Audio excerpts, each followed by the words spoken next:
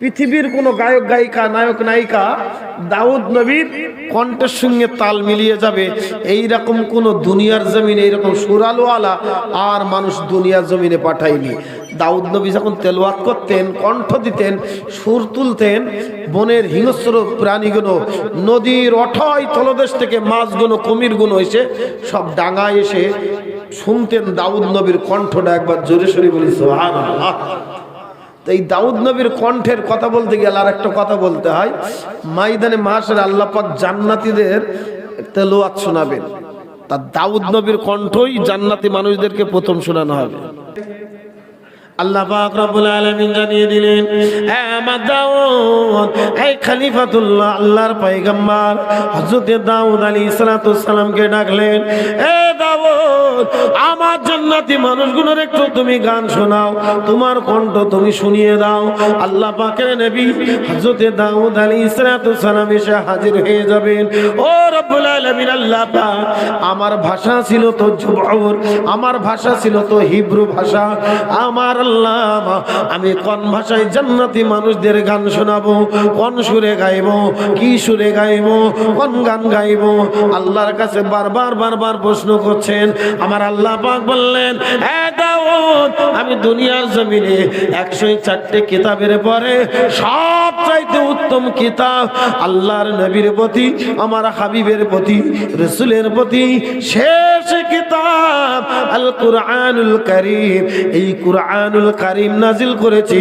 এই কুরআনুল কারীমের সূরা হাশর জান্নাতি মানুষগুলোকে তেলাওয়াত করে শোনাও। সমস্ত মানুষগুলো জান্নাতীগুলো দাউদ নবীর মুখ পান চেয়ে থাকবে।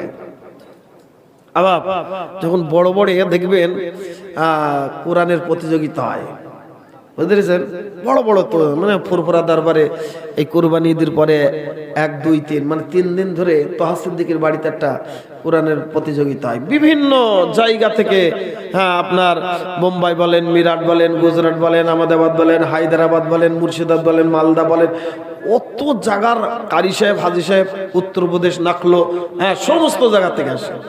যখন কারি সাহেবদের কোরআনের মানে টেস্ট মানে যখন পরীক্ষা দেন, মানে ওখানে যখন কোরআন তেলাওয়াত হয়, যখন কারি সাহেবরা সত্যিকারে যখন তেলাওয়াত শুরু করেন, তখন মনে হয় যদি আপনার আল্লাহ পাক কোনোদিন বসায় দেখবেন, মনে হবে যে এক্ষুনি হয়তো আসমান থেকে কোরআনটা নাজিল হচ্ছে। এক্ষুনি মনে হয় আসমান থেকে বোধহয় এই মাত্র এই কোরআন দুনিয়া জমিনে নাজিল হচ্ছে। তা যাই হোক, আমি সেদিকে যাচ্ছি না। দাউদ নবী আলাইহিস সালাম যখন সূরা হাশর তেলাওয়াত করতে বললেন, দাউদ নবী আরবি ভাষায়, কোরআনী ভাষায় সূরা হাশরটা তেলাওয়াত করছেন।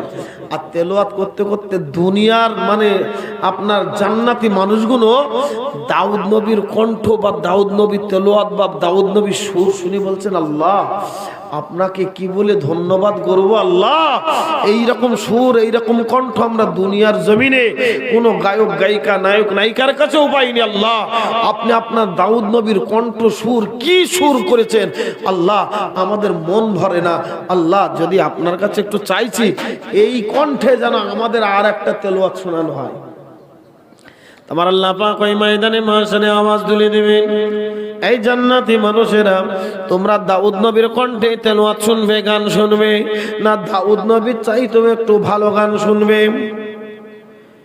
তরুণ যুবক জওয়ানেরা, আমার নবী পাকের উম্মত উম্মতিরা, আমার নবী পাকের প্রেমিক প্রেমিকেরা, বিশ্ব নবী দয়ার নবী চোখ ভরা পানি নিয়ে, মন ভরা বেদনা নিয়ে বলবেন, ও আমার সাহাবারা, আমার আল্লাহ পাক রব্বুল আলামিন ওই সময় আওয়াজ জানিয়ে দেবে, এই জান্নাতি মানুষগুলো দাউদ নবীর কণ্ঠ শুনবে, না দাউদ নবীর চাইতেও একটু ভালো তেলাওয়াত শুনবে? ওই সময় জান্নাতি মানুষগুলো হতবাক হয়ে যাবে, উত্তর দিতে পারবে না, চুপটি মেরে থাকবে। আমার আল্লাহ ডেকে ডেকে বলবে, আমার জান্নাতীরা, বলো বলো, তোমরা কি দাউদ নবীর কণ্ঠই শুনবে, না দাউদ নবীর চাইতে ভালো কণ্ঠ শুনবে? সমস্ত জান্নাতীরা মানুষ বলবে, ও রব্বে কারীম আল্লাহ, এর চাইতেও কি ভালো হতে পারে? ভালোরও কি ভালো হয়? আমাদের কাছে কথায় একটা প্রবাদ বাক্যই আছে, ভালোরও ভালো, অতি ভালো। এই ইমানদার মুসলমান, দাউদ নবী আলাইহিস সালাম যে যেই না কণ্ঠ শেষ করে দেবে, জান্নাতি মানুষগুলো বলবে আল্লাহ দাউদ নবী চাইতেও আরো কি কণ্ঠ ভালো আছে, এটা আমাদের বিশ্বাস হয় না। তবে ভালোরও ভালো আমাদের রব, আমাদের মালিক, আমাদের প্রভু বলেছে নিঃসন্দেহে ভালো আছে। ও রব্বুল আলামিন আল্লাহ দাউদ নবী চাইতো যদি ভালো কণ্ঠ থাকে, আমরা একটু সেই কণ্ঠে তেলাওয়াত শুনতে চাই। আমার আল্লাহ পাক রব্বুল আলামিন এবারে 1 লাখ মতন ধরি 2 লক্ষ নবী রাসূলের ভিতরে আমার আল্লাহ পাক আমার হাবিবকে, আমার নবীকে, বাপ মারা নবী, মা মারা নবী, এতিম নবী, অসহায় নবীকে ডেকে নেবেন। আমার নবী, আমার নবী, আপনি আসুন আসুন, লক্ষ কোটি জনতার সামনে, জান্নাতি মানুষের সামনে আপনার সম্মান, আপনার ইজ্জত আমি আল্লাহ আকাশচুম্বী করে দিয়েছি।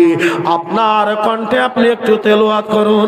আমার নবী চোখ ভরা পানি নিয়ে ওই জান্নাতি মানুষের সামনে দাঁড়িয়ে যাবে। আল্লাহ আপনি বলুন, বলুন আপনি কি তেলাওয়াত করব, কোন কণ্ঠে গাইব? আমার আল্লাহ পাক বলবেন হাবিব রে, আপনাকে আমি রাসূলুল্লাহ করে বানিয়েছি, আপনি তেলাওয়াত করুন। আমার নবী বলবেন আল্লাহ আপনি আমার মালিক, আপনি আমার প্রভু, আপনি বলে দিন কি তেলাওয়াত করব।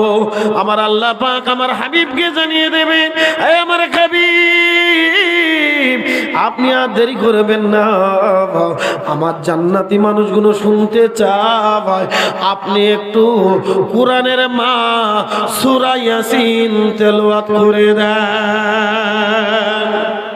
আমার নবী সূরা ইয়াসিন তেলাওয়াত করবে, জান ঠান্ডা হয়ে যাবে যারা কোরআন তেলাওয়াত করেন। ফজরের নামাজ বাদ, মাগরিবের নামাজ বাদ, কি ইশার নামাজ বাদ সূরা ইয়াসিন, সূরা হাসর, সূরা মুলক, সূরা রহমান যখন তেলাওয়াত করে তারা মনে মনে একটা তৃপ্তি পায়। কিন্তু প্রত্যেক দিনই কিন্তু পড়ে।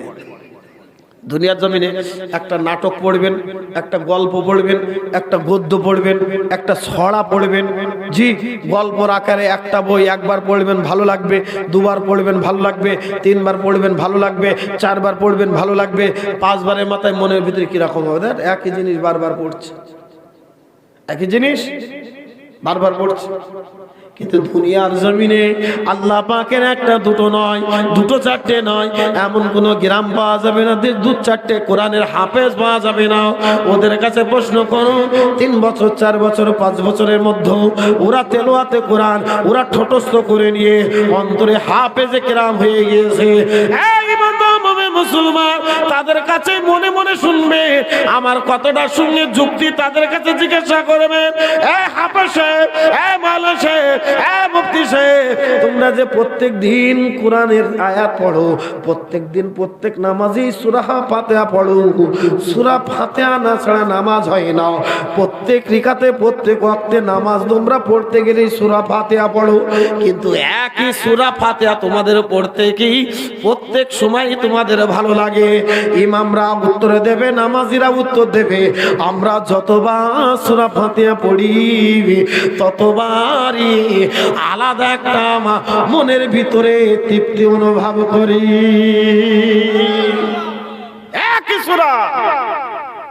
একই সূরা ফাতিহা, তার ভিতরে কিছু নেই, কিন্তু যতবারই মনে হয় পড়ি ততবারই মনে হয় জানের ভিতরে একটা তৃপ্তি হয়।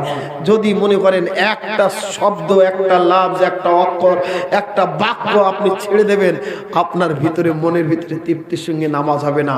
কখন আপনি তাড়াহুড়ো করবেন নামাজটা দোহরাবেন, কখন আপনি নামাজটা চেঞ্জ করবেন, কখন আপনি নামাজটা ব্যাক করবেন, না না না সূরা ফাতিহার ভিতরে আমার একটা অক্ষর বা একটা আপনার লাইন ছেড়ে গিয়েছে সূরা ফাতিহার ভিতরে, আপনার মনের সঙ্গে সেই তৃপ্তির সঙ্গে নামাজটা হবে না।